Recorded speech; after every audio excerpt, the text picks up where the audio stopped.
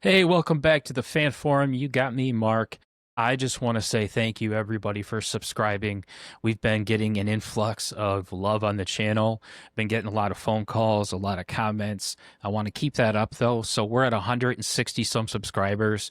We want to get this thing to like 500 subscribers by the start of football season, which really isn't that hard because we get a lot of traffic on the channel, and there's so many people, especially our friends, that watch it consistently but haven't hit the button.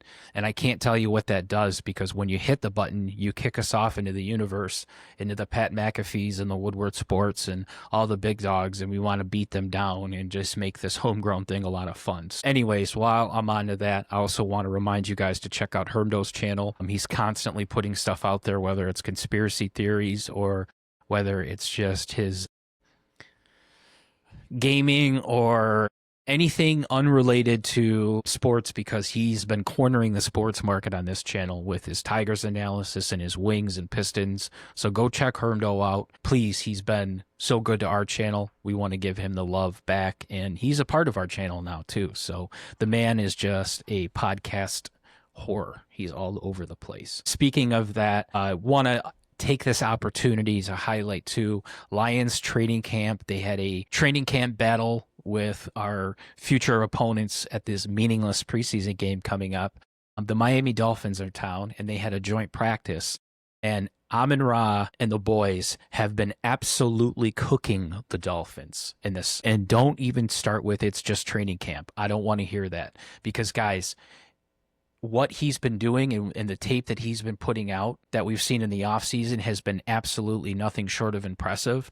But what he's been doing at this training camp has been next level. So we can't even forget about that, right? Like, that's just not even an option. I'm going to bring this up right now, and we're going to try and see. We'll get Amon-Ra. So this is Amon-Ra St. Brown. He's lining up against the Dolphins defender in joint practice. Let's take a look.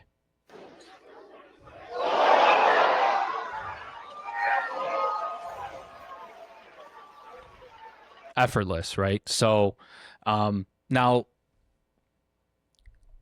just think about how far we've come along from having just Megatron, just Calvin Johnson, to having Amon-Ra, to having J-Mo Williams, to having what I think is going to be another future Hall of Famer in Isaac Tesla, with Tim Patrick, with Khalif Raymond, hands like Sam Laporta on the tight end position. The weapons are endless. They're young. They're under contract control. They're healthy. They're smart players. They're great with the community. I'm really, really, really excited for just this loaded offense. Now, that was just one clip from training camp, but the word around the street has been every part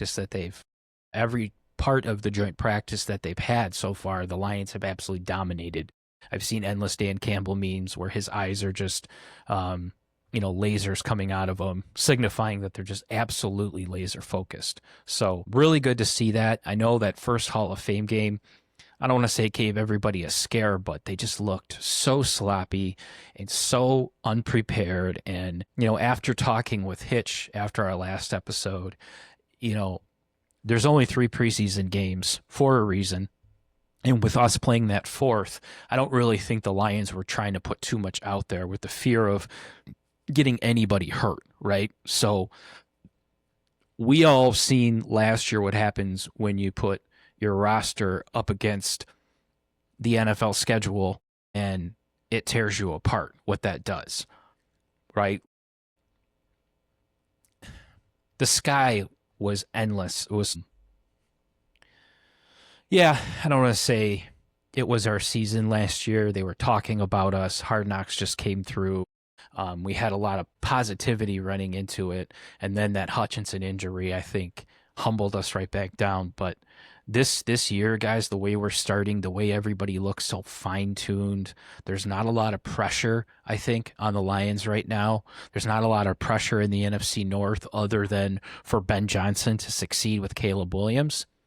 I think that's the storyline that that continues to be where the pressure's at, right? What's Chicago going to do? They invested so much in this offensive line. They brought in the brain trust that is Ben Johnson, and he's supposed to fix Caleb Williams, who's supposed to be the next big thing. He undoubtedly has a strong arm, but I don't know. I just really don't have a lot of high hopes for the Bears.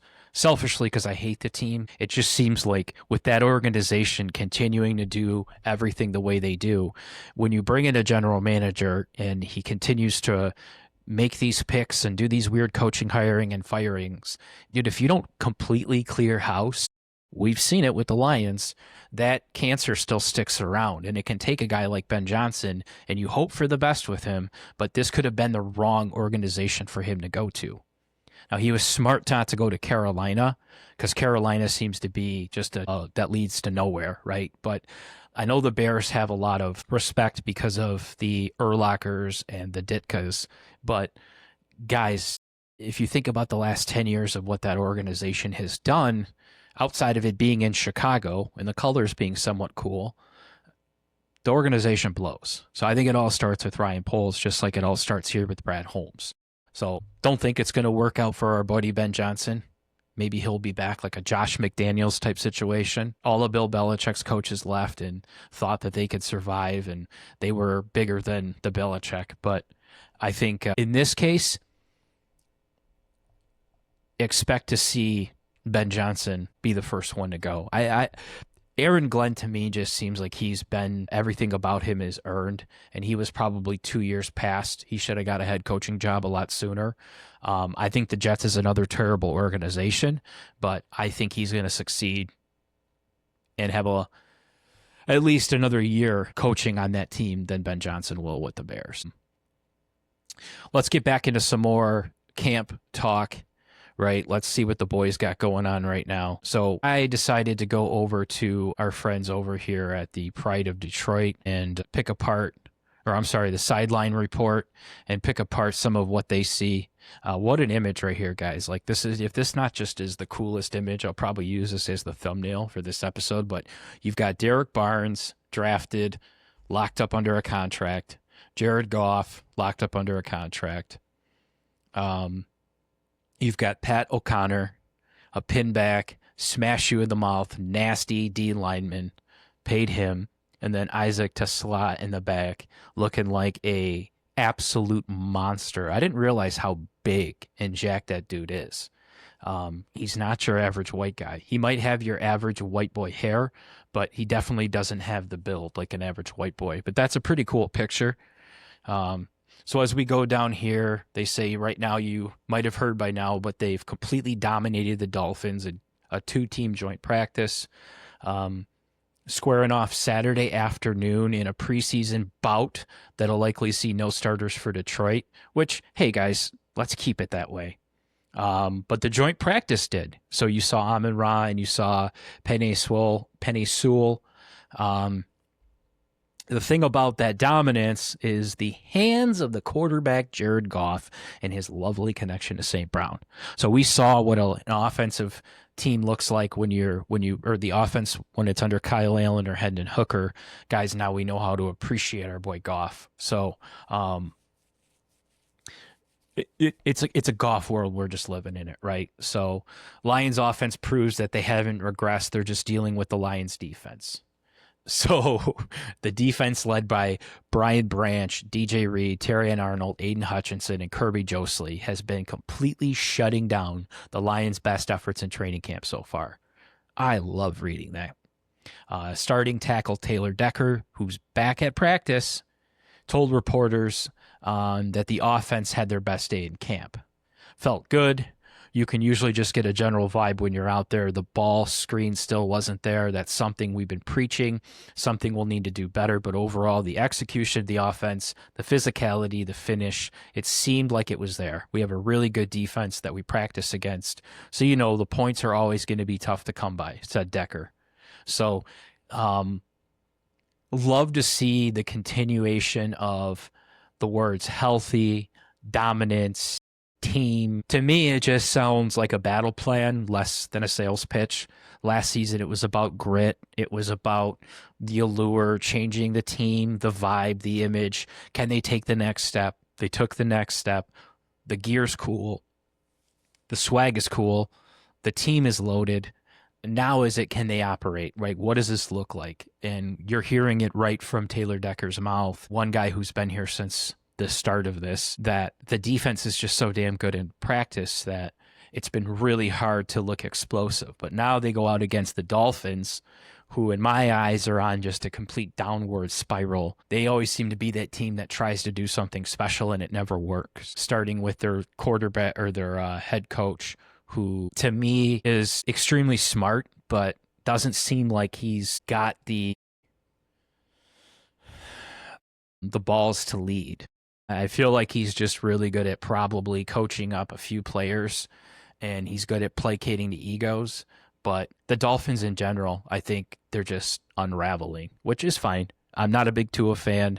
I think the Cheetah is a great wide receiver, but his biggest mistake was leaving Cincinnati or Kansas City. But he chased the money, and we see where that gets him. So that's a team that I think will always constantly being dismantled. You'll see big names get traded like Jalen Ramsey, then get pulled away. So they're in Miami. I get it. Dan Marino was a big favorite of mine back in the day. I still have his jersey. But to me, it just doesn't seem like a organization that I'm always ever afraid of. So great team to have a joint practice against. We can beat the living piss out of them. Now let's just see what it transitions now into the field, right? The joint practice with our vets and our Pro Bowler sets the tone for the guys competing for the job. When you see guys like Amon Ra out there who are guaranteed number one, playing like that, practicing like that, working like that, guys like Jordan Meeks, guys like Tom Kennedy, who seems to always have a spot on our practice squad, gives them something to work for, gives them a bar that's been set, right? And I think that has been the key thing with this depth that we're building is all the cornerstone pieces have set the tone for what the expectation is. Now it's just about, can the guys stay healthy, and can this depth that we're building just keep building, keep adding and adding and adding and adding and adding. That way the addition and the subtraction that we see out there is now you don't even know whose number it is. You just know that your outside linebacker is doing exactly what that outside linebacker should be doing. Whether it's Anzalone or Derek Barnes or it's Steve from the liquor store, they're playing their role. All right, so enough about that. We've talked about the dominance in the Lions training camp with the Dolphins. I've thanked everybody, liked you to subscribe. Now we can talk a little bit about the Tigers. They seem to be a team that everybody else other than me is overly confident in. The TikTok world and the TikTok universe says they're a World Series team. I'm still a little apprehensive. There's nobody hitting 300. That scares me. I think you need somebody that's at least going to hit 300 on your team if you're going to be a World Series team. But let me know what you think. Am I just an unk or an old head when it comes to the whole 300 thing? Or do you see this team just battling it through, like Hitch says, a rough team that every time we're not an easy out? We'd like to bolster pitching depth and the ability to be well coached, right? Well prepared. So can that take us all the way? Or does the fact that we have nobody hitting 300, is that going to be the little ha mark? I don't know. Let me know. But again, want to thank everybody for liking, for subscribing. And yes, this is a Shawn Michaels t-shirt. And I hope you guys all have a great afternoon and one pride. Leave the gun. Take the cannoli.